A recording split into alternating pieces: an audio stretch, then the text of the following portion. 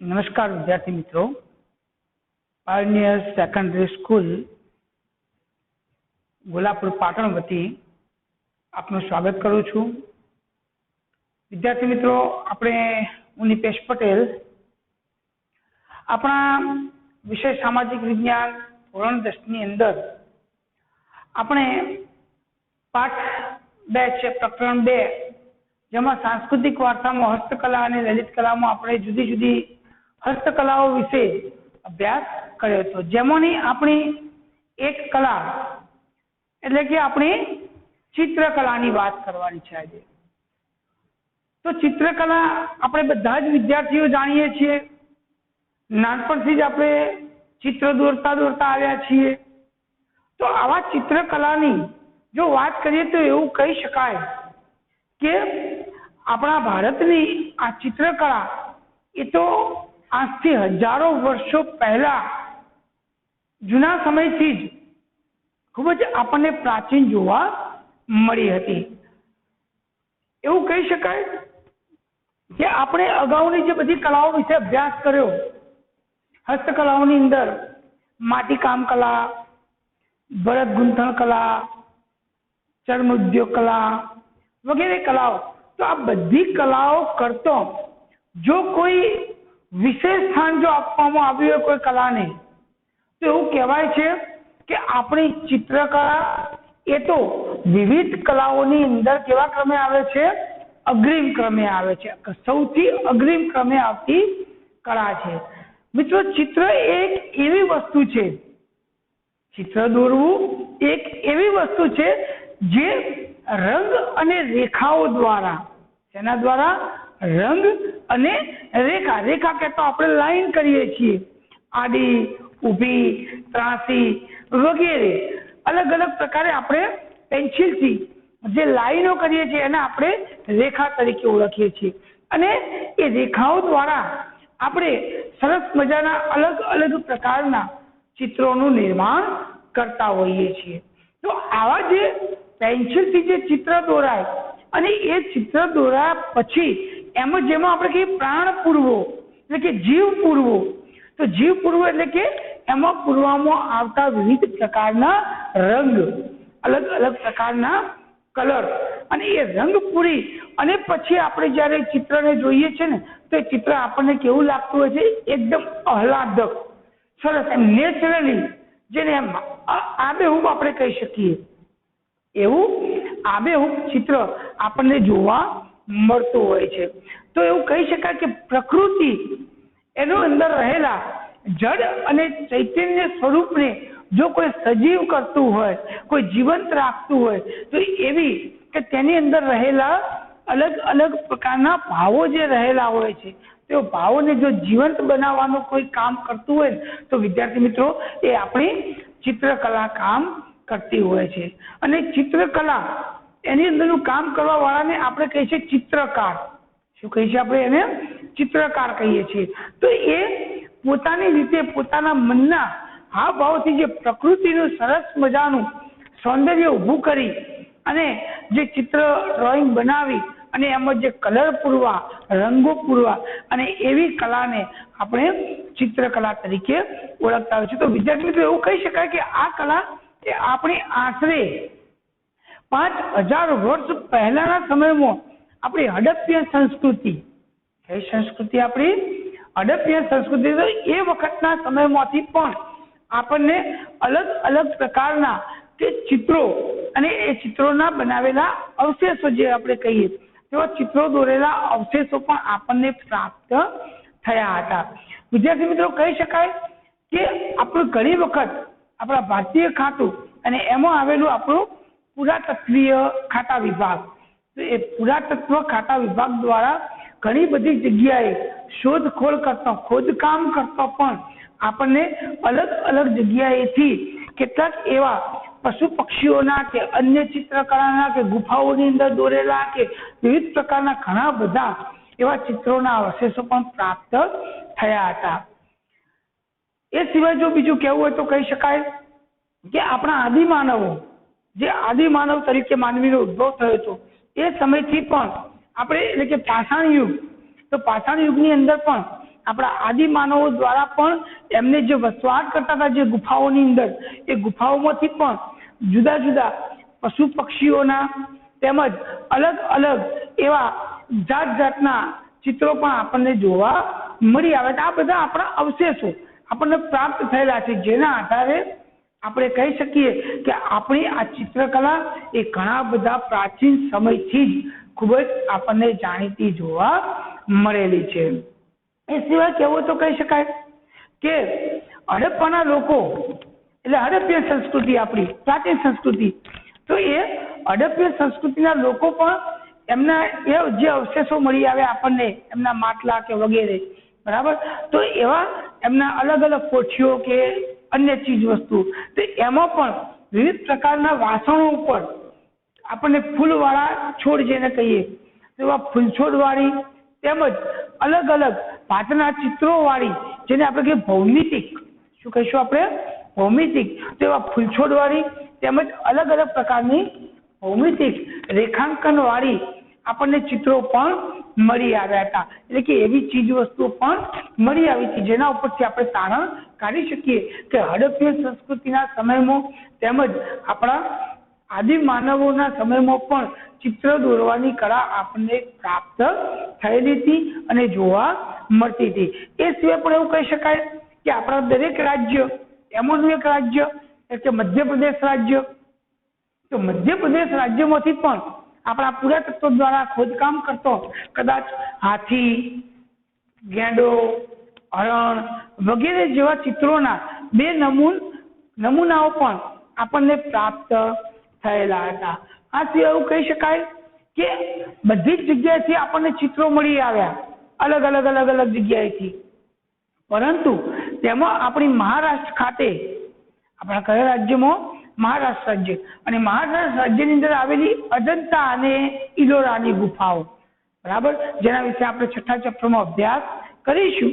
પરંતુ અહીં આવેલી આપણી અજંતાની ગુફા અને ઇલોરાની ગુફા, અને ભારતની અંદર અજંતા અને ઇલોરાની ગુફાઓમાંથી આપણને જે ચિત્રો પ્રાપ્ત થયા છે એ ચિત્રો એવું કહી શકાય કે 2 નમૂન અજોડ, કે ભારતની અંદરથી 2 નમૂન અજોડ ચિત્રો એ આપણને અજંતા અને ઇલોરાની ગુફાઓમાંથી પ્રાપ્ત થયેલા છે. તો વિદ્યાર્થી મિત્રો, પરીક્ષાની અંદર વિકલ્પમાં પણ પૂછાય છે કે ભારતીય ચિત્રકલાના અજોડ નમૂના તરીકે કઈ જગ્યાએથી પ્રાપ્ત થયા હતા, તો અજંતા અને ઇલોરાની ગુફાઓમાંથી આપણને ચિત્રકલાના નમૂના પ્રાપ્ત થયા હતા.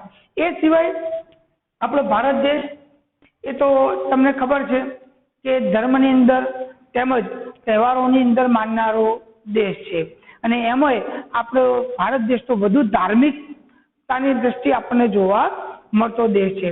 તો આપણે ત્યાં કોઈ પણ શુભ કાર્ય કરવા જઈએ છીએ, ગમે તે નાનો મોટો પ્રસંગ કરવા જઈએ છીએ, તો પ્રસંગોની અંદર આપણે સૌપ્રથમ એવું કહી શકાય કે સ્વસ્તિક એટલે કે સાથીઓ દોરતા હોઈએ છીએ. શું દોરતા હોઈએ છીએ મિત્રો? સાથીઓ.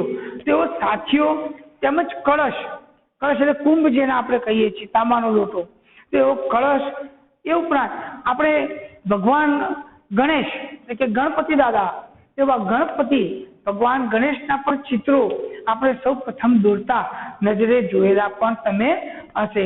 તો આવા આપણા પારંપરિક રીતે આપણે શુભ પ્રસંગોએ પણ આવા સાથીઓ દોરવું, કળશ એટલે કે કુંભ દોરવો, તેમજ ગણપતિનું ચિત્ર દોરવું વગેરે ચિત્રો પણ આપણે દોરતા હોઈએ છીએ.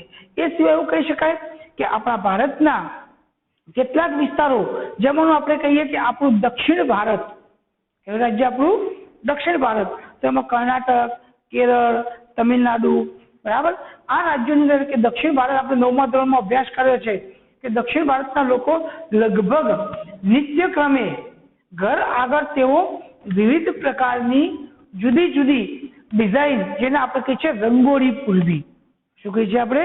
રંગોળી પૂરવી. તો સરસ મજાની એવી રંગોળી પણ પૂરતા આપણને જોવા મળતા હોય છે. આમ ચિત્રકલા એ એક જીવંત પ્રાણ સ્વરૂપ કે નિર્જીવ વસ્તુને સજીવ દર્શાવવી, નિર્જીવ વસ્તુને સજીવ દર્શાવવી એ એક ચિત્રકાર એ પોતાની ચિત્રકલા દ્વારા એમાં જીવંત સ્વરૂપ નિરૂપણ કરતા આપણને જોવા મળતા હોય છે।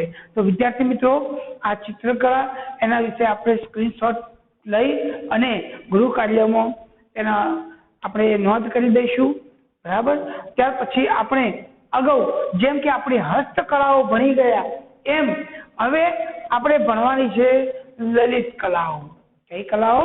લલિત કલાઓ। તો લલિત કલાઓ વિશે આપણે અગાઉના પ્રકરણમાં એટલે કે ચેપ્ટરમાં અભ્યાસ કરીશું પાઠની અંદર, બરાબર। તો હાલ તમે સ્ક્રીનશોટ કરીને ફોટો લઈ શકો છો।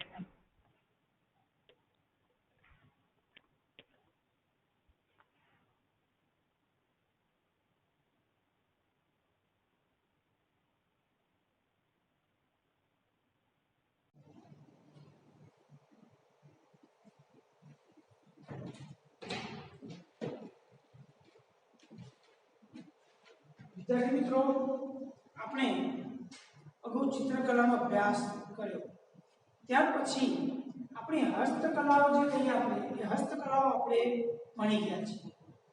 હવે આપણે આ વિડિયોની અંદર લલિત કલા વિશે પણ અભ્યાસ કરીશું। તો કે લલિત કલા એટલે શું? લલિત કલા કોને કહેવાય? તો મિત્રો, લલિત કલા એટલે એનો આપણે ત્રણ શબ્દ યાદ રાખીએ। કયા કયા? તો કે ગાયન, વાદન અને નર્તન। ગાયન કે તો ગાવું, ગાયન કે તો ગાવું, મુખેથી ગાવું, ગીત ગાવું। વાદન, વાદન કે તો વાદ્યને વગાડવું, તબલા, ઢોલ કે અન્ય કોઈ પણ સંગીતના સાધન જેને વગાડવાની ક્રિયા, જેને આપણે કહીએ છીએ વાદન। અને ત્રીજું નર્તન। નર્તન એટલે નાચવું, નૃત્ય કરવું, જે આપણે બધા ગરબા ગાઈએ છીએ, નાચીએ છીએ, બરાબર। તો લલિત કલાઓની અંદર ત્રણ શબ્દ એટલે ગાયન, ગાવું, વાદન કે તો વગાડવું અને નર્તન કે તો નાચવું એનો સમાવેશ થાય છે। તો આ ગાવું, વગાડવું અને નાચવું આ ત્રણેય ક્રિયાઓ એક સાથે કરવી, આ ત્રણેય ક્રિયાઓ એક સાથે કરવી અને લોકોને મનોરંજન આપવું તેમજ સાથે સાથે સારા સંસ્કારોનું પણ સિંચન કરવું। આ જે કલાઓ કરવામાં આવે છે કે સંગીત કલા આપણે જેને કહીએ, વાદ્ય કલા એટલે કે ગાવું, વગાડવું, નાચવું, આ ત્રણને એક સાથે જોડવાની કળા જેને આપણે કહીએ છીએ લલિત કલા તરીકે ઓળખતા હોઈએ છીએ।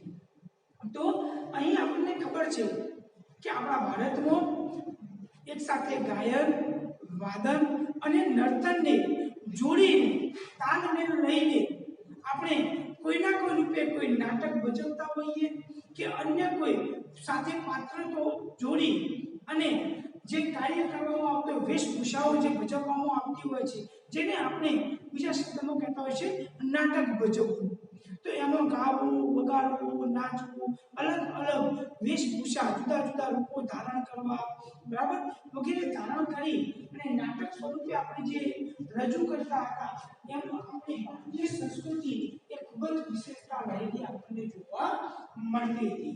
કદાચ તમને ખ્યાલ છે કે આવો જ આપણા ગ્રંથ એટલે કે રામાયણ અને મહાભારત, આ બંને આપણા ગ્રંથો, તો કે રામાયણ અને મહાભારત જે નાટ્ય આપણે રજૂ થયા હતા, બરાબર, તો એમાં આવે આપણું સાહિત્ય, તો એમાં આપણને સરસ મજાના એમ કે હાસ્ય, મનોરંજન અને સાથે સાથે સારા સંસ્કારો આપવાની પણ આપણને જાણકારી આ બંને ગ્રંથોમાંથી આપણને પ્રાપ્ત થઈ હતી। એમાં હમણાંની જે આપણે તાજેતરની વાત કરીએ તો કોવિડ-19 અંતર્ગત આપણને જે લોકડાઉન આપવામાં આવ્યું એ લોકડાઉનના સમયગાળા દરમિયાન સરસ મજાનું રામાયણ અને મહાભારત જે આપણી સમયમાં બનાવેલી જે નાટ્યરૂપે કથાઓ હતી એ કથાઓનું ટીવી મનોરંજનના કાર્યક્રમોમાં લોકો ઘરે બેસી અને ફરીવાર એ જોઈ શકે એટલા માટે એવા રામાયણ અને મહાભારત પણ આપણા દૂરદર્શન ચેનલ પર પ્રસારિત કરવામાં આવ્યા હતા। તો હાલની નવી જનરેશને પણ, હાલના નવા બાળકો પણ રામાયણ અને મહાભારત જોઈ હશે, તો એ આપણને સારા સંસ્કારો આપવાનું કામ કરે છે। એવી જ રીતે વાત કરીએ તો લલિત કલાઓની અંદર આપણે પહેલી જ કલા લઈએ આપણે તો આપણી આવશે સંગીત કલા। કઈ કલા આવશે આપણી? સંગીત કલા લઈએ તો સંગીત કલાની અંદર કોનો કોનો સમાવેશ થાય? તો સંગીત કલા એ આપણી સ્વર જે બોલવું એટલે કે સ્વર, તાલ અને લય આ ત્રણેય સંગીત કલાની અંદર સ્વર, તાલ અને લયની દ્રષ્ટિએ જો કહી શકવું હોય તો આપણી ભારતની જે સંગીત કલા એ ખૂબ જ આખા વિશ્વ કરતો અલગ જ તરી આવે છે। જે તમને કદાચ ખ્યાલ હશે જ કે આપણે બધાએ આપણા ભારતની અંદર ગવાતા ગીતો, ભજનો વગેરે આપણે સાંભળ્યું હશે। જે તમે દેશ દુનિયાના વિદેશોના સોંગ પણ ગીતો પણ તમે સાંભળતા હશો તો એ અન્ય દેશોની ગીતોની તુલનાએ કદાચ આપણા ગીતો એ તમને અલગ જ તરી આપતા હશે। એ અલગ તરી આપવાનું કારણ કે આ વિશ્વની અંદર આપણે સ્વર, તાલ અને લયની દ્રષ્ટિએ અલગ જ દેખાઈ આવીએ છીએ અને આપણું ગીત તમને, આપણું ભજન તમને સાંભળવું ગમતું હશે। જ્યારે બહારના ગીત, અન્ય દેશોના ગીતો તમને સાંભળવા ગમતા નહીં હોય કેમ કે એનો તાલ લય કંઈક અલગ જ આપણને જોવા મળતો હોય છે। તો આવું એવું કહી શકાય કે આપણે 4 વેદો આપવામાં આવેલા છે। આપણે કેટલા વેદ આપવામાં આવ્યા છે? 4 વેદ। જેમાં આપણે કહીએ તો એવું કહી શકાય કે સામવેદ આપણો, કયો વેદ આપણો? સામવેદ। સામવેદ એ સંગીતને લગતો વેદ છે। એવું કહી શકાય કે સામવેદ એટલે સંગીતની ગંગોત્રી। સામવેદને આપણે સંગીતની ગંગોત્રી તરીકે પણ ઓળખવામાં આવતો હતો। એટલે કે આમ સામવેદ એ સંગીતને લગતો વેદ ગણવામાં આવતો હોય છે। તે સિવાયની આગળની માહિતી જોઈએ તો આપણા સંગીતમાં કયા તો સંગીતમાં ગાયક અને વાદક આ બંનેનો સમાવેશ થાય। સંગીતનો કયો સમાવેશ થાય? ગાયન કહેતો ગાવું, વાદન કહેતો વગાડવું। એમાં નર્તનનો સમાવેશ થતો નથી। સંગીત એટલે ગાવું અને વગાડવું। નાચવું એ વસ્તુ આખી અલગ છે। નર્તન કરવું, નૃત્ય કરવું એ વસ્તુ આખી અલગ છે। તો એવું કહી શકાય કે આપણા સંગીતના મુખ્ય કેટલા રાગ ગણવામાં આવે છે, કેટલા સ્વર ગણવામાં આવે છે? તો 7 સ્વર હોય છે। સંગીતના મુખ્ય કેટલા સ્વર માનવામાં આવે છે? 7 સ્વર માનવામાં આવે છે। કયા કયા 7 સ્વર? જે તમે બધાએ સાંભળ્યા હશે? સા રે ગ મ પ ધ ની। હા, સા રે ગ મ પ ધ ની આ આપણા 7 સ્વર માનવામાં આવે છે। કદાચ અહીંયા લખવાનું પણ આપણે લખી શકીએ સા રે ગ મ પ ધ ની। બરાબર? આ આપણા 7 એ આપણા સ્વર માનવામાં આવે છે। એવું કહી શકાય કે આપણા સંગીતને એમાં ભારતીય સંગીતને 2 વિભાગમાં વહેંચવામાં આવ્યું છે। કેટલા વિભાગમાં વહેંચવામાં આવ્યું? તો ભારતીય સંગીતને 2 વિભાગમાં વહેંચવામાં આવ્યું છે। એક એટલે કે શાસ્ત્રીય સંગીત અને 2 એટલે કે લોક સંગીત। હવે મિત્રો તમે શાસ્ત્રીય સંગીત પણ સાંભળ્યું હશે અને લોક સંગીત પણ સાંભળ્યું હશે। બરાબર? જેમાં એવું કહી શકાય કે આપણું સંગીત અને સંગીતના મુખ્ય કેટલા રાગ હોય છે? મુખ્ય 5 અલગ અલગ આપણને રાગ જોવા મળે છે। તમે ગીત ગાતા સાંભળ્યા હશે, ભજનો ગાતા સાંભળ્યા હશે। એમાં આપણું શાસ્ત્રીય સંગીત અને આપણું લોક સંગીત બંને જ કંઈક જુદું તરી આવતું હોય છે। બરાબર? તો એમાં આપણા સંગીતના મુખ્ય 5 રાગ જોવા મળે છે। કયા કયા 5 રાગ જોવા મળે છે? તો એમાંનો પહેલો રાગ એટલે કે સ્ત્રી, જેના નામ આપણે કદાચ સાંભળ્યા પણ નહીં હોય અને આપણને કદાચ ખ્યાલ પણ નહીં હોય કે અને આપણે સંગીતની અંદર વિશારદ તો છીએ નહીં એટલે કદાચ આપણે જાણતા પણ ના હોઈએ। આપણે તો એટલું જાણતા હોય કે ખાલી ગાવું અને વગાડવું આટલો જ આપણને ખ્યાલ હોય છે। પણ કયા પ્રકારનો રાગ ગવાય એ તો આપણને ખબર હોતો નથી। એ તો સંગીત વિદ્યામાં જે લોકો પારંગત થતા હોય એ લોકો જ એના રાગ વિશે જાણતા હોય છે। તો એમાંના મુખ્ય 5 રાગ, બરાબર? તો શ્રી, બીજા નંબરનો દીપક, ત્રીજા નંબરનો હિંડોળ, ચોથા નંબરનો મેઘ અને પાંચમા નંબરનો ભેળ. આમ આપણા મુખ્ય 5 રાગ સ્વર કેટલા 7, રાગો કેટલા 5. તો 5 રાગ પરીક્ષાની અંદર આપણે પૂછાતા હોય છે કે સંગીતના મુખ્ય 5 રાગ કયા કયા, અથવા તો નીચેનામાંથી કયો એક નથી, અથવા તો નીચેનામાંથી કયો એક આવેલો છે. એવી રીતે વિકલ્પ રૂપે કે ખાલી જગ્યા રૂપે પણ પૂછાઈ શકે. તો સંગીતના મુખ્ય 5 રાગનો શ્રી, દીપક, હિંડોળ, મેઘ અને ભેરવી. આ મુખ્ય આપણા 5 રાગ આપણને જોવા મળે છે. વિદ્યાર્થી મિત્રો એવું કહેવામાં આવે છે કે આ 5 રાગ એનું ઉત્પન્ન ક્યાંથી થયા? તો આ 5 રાગ ભગવાન શંકરના, કોના? તો ભગવાન શંકરના પંચમુખીથી આ 5 રાગ ઉત્પન્ન થયા હોવાનું મનાઈ આવે છે. કોના મુખેથી? તો આ 5 રાગ ભગવાન શંકરના પંચમુખીથી ઉત્પન્ન થયા હોવાનું આપણને મનાઈ આવે છે. વાત કરીએ વિદ્યાર્થી મિત્રો, તો આવા સંગીતને લગતા અને સંગીતને સંબંધિત એવા ઘણા બધા ગ્રંથો પણ આપણા ત્યાં ભારતમાં લખાયા છે. આપણા નારદો, મુનિઓ વગેરે સરસ મજાના એવા આપણા સંગીતને લગતા ઘણા બધા ગ્રંથ પણ રચ્યા છે. જેમાંના આપણા મુખ્ય 3 ગ્રંથો એટલે કયા કયા? તો કે એક આપણો સંગીત મકરંદ ગ્રંથ, આપણો સંગીત મકરંદ ગ્રંથ. બીજો આવશે સંગીત રત્નાકર ગ્રંથ અને ત્રીજો આવશે આપણો સંગીત પારિજાત. કયા ગ્રંથો?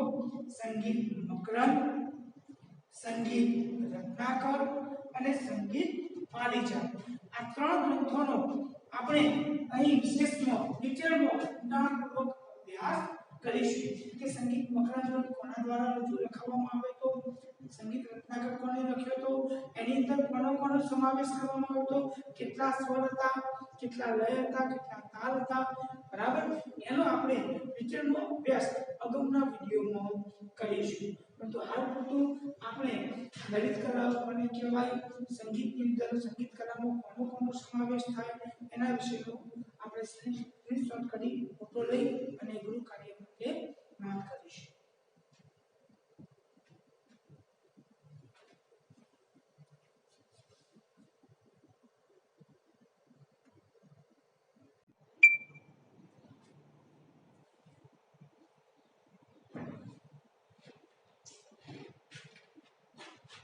વિદ્યાર્થી મિત્રો, આપણે અગાઉ સંગીત કલા વિશે માહિતી મેળવી હતી. ત્યાર પછી આપણે સંગીત કલાની અંદર આપણા વિદ્વાન પંડિતો દ્વારા રચવામાં આવેલા કે લખવામાં આવેલા અલગ અલગ જુદા જુદા આપણે 3 ગ્રંથ જોયા હતા. એમાં એક હતો આપણો સંગીત મકરંદ ગ્રંથ, બીજો હતો આપણો સંગીત રત્નાકર ગ્રંથ અને ત્રીજો હતો આપણો સંગીત પારિજાત ગ્રંથ. એના વિશેની આપણે ડિટેલમાં માહિતી મેળવી. તો જેમાં જે આપણે 2 ગુણના ટૂંકા પ્રશ્નની અંદર પૂછાઈ શકે છે કે ભાઈ સંગીત મકરંદ ગ્રંથ વિશે સમજૂતી આપો, સંગીત રત્નાકર ગ્રંથ વિશે સમજૂતી આપો અને સંગીત પારિજાત વિશે સમજૂતી આપો. તો આ 3 ગ્રંથોમાંથી અથવા તો ખાલી જગ્યા સ્વરૂપે કે વિકલ્પ સ્વરૂપે કે જોડકા સ્વરૂપે પણ આપણને કયો ગ્રંથ કયા કવિએ અથવા તો કયા સંગીતકારે રચ્યો હતો, લખ્યો હતો, એની પણ જોડકા રૂપે આપણને પ્રશ્ન પૂછાઈ શકે છે. તો વિદ્યાર્થી મિત્રો, એમાં આપણે પહેલો જોઈએ કે સંગીત મકરંદ ગ્રંથ. તો સંગીત મકરંદ ગ્રંથ એ ઈસવીસન 900 ના સમયના અરસામાં, કઈ સમયમાં ઈસવીસન 900 ની સદીના સમયના અરસામાં આ ગ્રંથ લખાયેલો હોવાનું માનવામાં આવે છે. તો આ ગ્રંથ એટલે સંગીત મકરંદ ગ્રંથ એ કોના દ્વારા રચવામાં આવ્યો હતો? તો એવું કહી શકાય કે સંગીત શાસ્ત્રના જ્ઞાતા એટલે કે પંડિત, જાણકાર, ખૂબ જ વિશેષ સંગીત ક્ષેત્રનું જ્ઞાન ધરાવતા એવા પંડિત નારદે, કોને લખ્યો આ ગ્રંથ? પંડિત નારદે આ ગ્રંથ લખ્યો હોવાનું મનાય છે. પંડિત નારદે આ ગ્રંથની અંદર 19 પ્રકારની વીણાઓનું વર્ણન કરવામાં આવ્યું છે. હવે મિત્રો, વીણા એટલે શું? તો કદાચ આપણે આપણા પુસ્તકની અંદર આપેલું ચિત્ર એમાં જોઈશું તો પણ આપણને ખ્યાલ આવશે. વીણા કે તો આપણે જેને તંબુરો કહીએ છીએ, એક આપણને તંબુરાની આપણને ખબર છે, ગિટાર જેને કહીએ છીએ, સિતાર કહીએ છીએ. તો આવું તંબુરો, ગિટાર, સિતાર, તાનસે વગેરે જેવા જે અલગ અલગ કેટલા પ્રકારની 19 પ્રકારની વીણા વાદ્ય જેને આપણે વગાડતા હોઈએ છીએ, તે 19 પ્રકારની વીણાઓનું વર્ણન એ આપણા સંગીત મકરંદ ગ્રંથની અંદર કરવામાં આવ્યું છે. એ ઉપરાંત એમને 101 પ્રકારના 101 પ્રકારના જુદા જુદા તાલ જે આપણે વગાડતા હોઈએ છીએ, બરાબર? તો વાદ્ય સંગીત ક્ષેત્રમાં તો જુદા જુદા પ્રકારના 101 પ્રકારના તાલ હોવાનું પણ એમને વર્ણન કરેલું છે. તો જ્યારે સંગીત મકરંદ ગ્રંથ વિશે પ્રશ્ન પૂછાય તો આપણે 4 મુદ્દા સરસથી લખી શકીએ છીએ કે સંગીત મકરંદ ગ્રંથ એ ઈસવીસન 1909ના અરસામાં રચવામાં આવેલું છે. તેનું નિર્માણ એ સંગીત શાસ્ત્રના એવા જ્ઞાતા, જાણકાર, તજજ્ઞ એવા પંડિત નારદે તેની રચના કરેલી છે. તેમજ આ પ્રકારના ગ્રંથમાં આપણને 19 વીણાઓનું વર્ણન કરવામાં આવેલું છે અને 101 જેટલા તાલ એ વર્ણવવામાં આવેલા છે. એ પછીનો બીજો ગ્રંથ આપણો આવશે તો કે સંગીત કલાનો જાણકાર એવો ગ્રંથ કે સંગીત રત્નાકર ગ્રંથ. કયો ગ્રંથ આપણો? સંગીત રત્નાકર ગ્રંથ. તો આ ગ્રંથની રચના પણ કોણે કરી હતી? તો સંગીત શાસ્ત્રના એવા તજજ્ઞ જેમનું નામ હતું પંડિત સારંગદેવ. શું નામ હતું?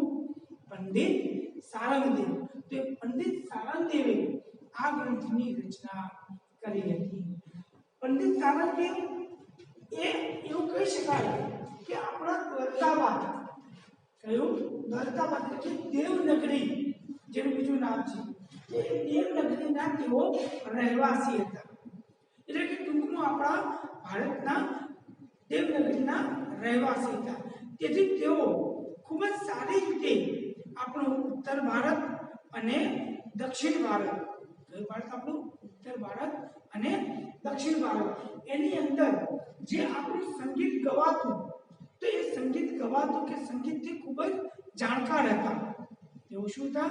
ઉત્તર ભારત અને દક્ષિણ ભારત, આમ સમગ્ર ભારતમાં જે સંગીત ગવાતું હતું એના ખૂબ જ કે વગાડવામાં આવતું હતું તેના ખૂબ જ તેઓ સુપરિચિત એટલે કે માહિતગાર હતા. એવું કહી શકાય કે આપણા અન્ય એવા સંગીત શાસ્ત્રીઓ જેવા કે પંડિત વિષ્ણુ નારાયણ ભાતખંડ, એમનું કયું નામ હતું? પંડિત વિષ્ણુ નારાયણ ભાતખંડ. એમણે તો આ ગ્રંથને એટલે કે સંગીત રત્નાકર ગ્રંથને એવું કહી શકાય કે ભારતીય સંગીતને જો સમજવું હોય, ભારતીય સંગીતને જો સમજવું હોય તો આ ગ્રંથ એટલે આપણો સંગીત રત્નાકર ગ્રંથને પ્રમાણભૂત તરીકે પણ ગણાવતા હતા. તો પરીક્ષાના વિકલ્પમાં પૂછાય છે કે સંગીત રત્નાકર ગ્રંથને ભારતીય સંગીતનો પ્રમાણભૂત ગ્રંથ કોને કહ્યો હતો, એવો પ્રશ્ન પૂછાય તો આપણે જવાબ આપવાનો કે વિષ્ણુ નારાયણ ભાતખંડે, બરાબર? અથવા તો બીજી રીતે પણ પ્રશ્ન પૂછી શકે કે પંડિત વિષ્ણુ નારાયણ ભાતખંડે કયા ગ્રંથને સંગીત સાહિત્યને સમજવા માટેનો પ્રમાણભૂત ગ્રંથ ગણાવે છે? તો સંગીત રત્નાકર ગ્રંથને. તો આ રીતે ઉલટ સુલટ બંને રીતે પ્રશ્ન પૂછાઈ શકે છે. તો બાબત ખાસ ધ્યાનમાં રાખવાની. ત્રીજું એવું કહી શકાય કે સંગીતના અંગોને જો સમજવા હોય, સંગીતના જુદા જુદા અંગોને જો સમજવા હોય તો એ આપણને આ સંગીત રત્નાકર ગ્રંથ એ બેજોડ એટલે કે ખૂબ જ જાણીતો ગ્રંથ આપણને જાણવામાં આવે છે. બરાબર. તો આપણે એ પણ યાદ રાખી શકીએ કે સંગીત રચનાકાર ગ્રંથ વિશેની માહિતી કે સંગીત રચનાકાર કોને રચ્યો તો પંડિત સારંગદેવ. ખાસ યાદ રાખજો મિત્રો, ઘણી વખત રચયિતા ગ્રંથ એ ઉલટ સુલટ થઈ જતા આપણને જોવા મળતા હોય છે. તો દરેક ગ્રંથના રચયિતાનું નામ સારી રીતે યાદ રાખી લેવું એ ખૂબ જરૂરી છે અને એની આપણે માહિતી પણ મેળવી લઈએ. બરાબર. ત્યાર પછીનો આપણો ત્રીજો ગ્રંથ આવશે. તો ત્રીજો ગ્રંથ આવશે આપણો સંગીત પારિજાત. કયો ગ્રંથ આવશે આપણો? સંગીત પારિજાત ગ્રંથ.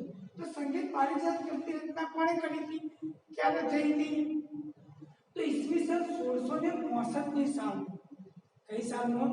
ઈસવીસન 1665 ની સાલમાં પંડિત અહોબલે. શું નામ છે? પંડિત અહોબલે. આ તેઓ હિન્દુસ્તાની સંગીત પદ્ધતિ માટે, એવું કહી શકાય કે આપણા ભારતીય સંગીત પદ્ધતિ માટે આ સંગીત પારિજાત નામના ગ્રંથની ખૂબ જ મહત્વના ગ્રંથની રચના કરી હતી. પંડિત અહોબલ જે આપણે ભણી ગયા કે સંગીતના ભાઈ 7 સ્વર છે. સા રે ગ મ પ ધ ની. આપણે 7 સ્વર વિશે જાણતા હતા કે સંગીતના 7 સ્વર છે. પરંતુ પંડિત અહોબલ અહીં એમના સંગીત પારિજાત ગ્રંથની અંદર એવું કહે છે કે સંગીત સ્વરો કેટલા સ્વર ગણાવ્યા? 29. કેટલા સ્વર ગણાવ્યા છે? 29 સ્વર ગણાવ્યા છે. અને આમ એમણે એવું પણ કહ્યું છે પંડિત અહોબલે કે દરેક રાગ, આપણે 5 રાગ ભણી ગયા. કેટલા રાગ ભણી ગયા? 5 રાગ. બરાબર. તો 5 રાગ એ તમામથી અલગ અલગ હોવાનું જણાય છે. એટલે કે દરેક રાગ એક રાગથી અન્ય રાગ કે બીજો રાગ ધરાવતો હોવાનું મનાય છે. એવું કહી શકાય કે દરેક રાગ કે શ્રી, દીપક, હિંડોળ, મેઘ અને ભૈરવી, આ 5 રાગ એ પોતાનું અલગ સ્વતંત્ર અસ્તિત્વ અને ખૂબ જ એવી અલગ અલગ વિશેષતા પણ ધરાવે છે. એવું આપણને સંગીત પારિજાત ગ્રંથમાં પંડિત અહોબલે કહ્યું છે. આમ આપણા ભારતના આપણે જોઈએ કે પ્રાચીન સમય, તો એ સમયમાં રાજાઓ મહારાજાઓના સમય વખતે પણ અલાઉદ્દીન ખિલજીના સમયમાં, કોના સમયમાં? અલાઉદ્દીન ખિલજીના સમયમાં એવું કહી શકાય કે જેનું નામ તમે સાંભળ્યું હશે કે આપણા અમીર ખુસરો. શું નામ હતું એમનું? અમીર ખુસરો. જે સારા એવા ઇતિહાસકાર પણ હતા, સાથે સાથે સંગીતકાર પણ હતા, સાહિત્યના જાણકાર પણ હતા. તમામ પ્રકારનું તેઓ એમ કે નિપુણતા ધરાવતા હતા. તો એવા અમીર ખુસરો જેઓની શાયરીઓ માટે, શેના માટે? શાયરીઓ અને સંગીત માટે એમને અલાઉદ્દીન ખિલજીના સમયમાં એક ઉપમા, જેને આપણે હુલામણું નામ આપવું, ઉપનામ આપવું, તો એવું તૃતીય હિંદ તરીકે, શેના તરીકે? તૃતીય હિંદ તરીકે એમને ઓળખવામાં આવતા હતા. તો ઘણી વખત પરીક્ષામાં એક પ્રશ્ન પણ પૂછાય છે કે તૃતીય હિંદ તરીકે કોને ઓળખવામાં આવતા હતા? તો તૃતીય હિંદ તરીકે અમીર ખુસરોને ઓળખવામાં આવતા હતા. બરાબર. એ ખાસ યાદ રાખજો. ત્યાર પછી 15મી અને 16મી સદીની વાત કરીએ તો 15મી અને 16મી સદીની અંદર એવું કહી શકાય કે આપણા ભક્તિ આંદોલનનો સમય હતો. કેવો સમય ચાલતો હતો? ભક્તિ આંદોલનનો જે સમય ચાલતો હતો. તો એ સમયના આરસામાં આપણા ઘણા બધા એવા કવિઓ, ભજનીકો, જેને આપણે કહીએ ભજનો ગાયા. બરાબર. તો એવા ભજનીકોએ પણ સરસ મજાના સુંદર ભજનોનું રસપાન કરાવ્યું છે. તો એમાં આપણે વાત કરીએ તો આપણા ભજનીકો એવા તો સુરદાસ, કબીર, તુલસીદાસ, તેમજ આપણા ચૈતન્ય મહાપ્રભુ, મીરાબાઈ અને નરસિંહ મહેતા વગેરેના ભજનોનો એમ કે આપણે સમાવેશ કરી શકીએ છીએ. આ બધા ભજનો આપણે ઘણી વખત સાંભળતા પણ હોઈએ છીએ. બરાબર. તો આપણે કબીરની સંતવાણી પણ સાંભળી છે, નરસિંહ મહેતાના ભજનો પણ ગાયેલા આપણે સાંભળ્યા છે, આપણે મીરાબાઈના ભજનો પણ આપણે સાંભળ્યા છે. આમ એવા એ વખતે ભક્તિ આંદોલનનો જે સમય કહેવાય, ધાર્મિક યુગ, તો એની અંદર પણ આપણે સરસ મજાના ભજનો પણ આપણા દ્વારા ગવાયા છે, આપણા કવિ દ્વારા કે સંગીત શાસ્ત્રો દ્વારા ગાવામાં આવેલા છે. એ સમયે 15મી સદીનો જ્યારે યુગ ચાલતો હતો ત્યારે એવું કહેવાય કહી શકીએ આપણે કે ત્યારે સ્વામી હરિદાસ, કોણ હતા ગુરુ? સ્વામી હરિદાસ એ ગુરુ હતા અને એમના બે શિષ્યો હતા જેનું નામ હતું એક બૈજુ બાવરા અને બીજો તાનસેન. કોણ હતા? સ્વામી હરિદાસ, એમના બે શિષ્યો હતા, એક હતા બૈજુ બાવરા અને બીજો હતો તાનસેન, જે બે ખૂબ જ પ્રખ્યાત એવા એમ કે માનવામાં આવતા હતા. એવી જ રીતે આપણા ગુજરાત રાજ્યની અંદર પણ બે બહેનોની બેરડી જેને કહી શકીએ આપણે, કે જેને કહેવાતું સંગીત બેરડી, તો બૈજુ બાવરા અને તાનસેનની જેમ આપણા ગુજરાત રાજ્યમાં સંગીત બેરડી તરીકે જો બે કોઈ કન્યાઓ ગણાતી હોય તો કઈ કન્યાઓ હતી? એકનું નામ હતું તાના, એકનું નામ હતું તાના અને બીજીનું નામ હતું રીરી. બીજું નામ શું હતું? રીરી. તો આવો તાના અને રીરી, બરાબર, એ બંને કન્યાઓ આપણી ગુજરાતની હતી જે સંગીત ક્ષેત્રે ખૂબ જ સરસ મજાનું એમનું પ્રદાન યોગદાન રહેલું હતું. આમ આપણે એ પણ મોખરે હતી, એવું કહી શકાય કે વડનગર, તમે નામ સાંભળ્યું છે આપણા ગુજરાત શહેરનું વડનગર, તો વડનગરની અંદર દર વર્ષે આ બંને બહેનોના નામથી તાના અને રીરીના નામથી સંગીતનો મોટો એક પ્રોગ્રામ, ભવ્ય પ્રોગ્રામ કરવામાં આવતો હોય છે. તો આમ સંગીત કલા આખો આપણો મોટો 4 ગુણની અંદર પ્રશ્ન પૂછાઈ શકે છે. તો ભાઈ સંગીત કલા વિશે સમજૂતી આપો.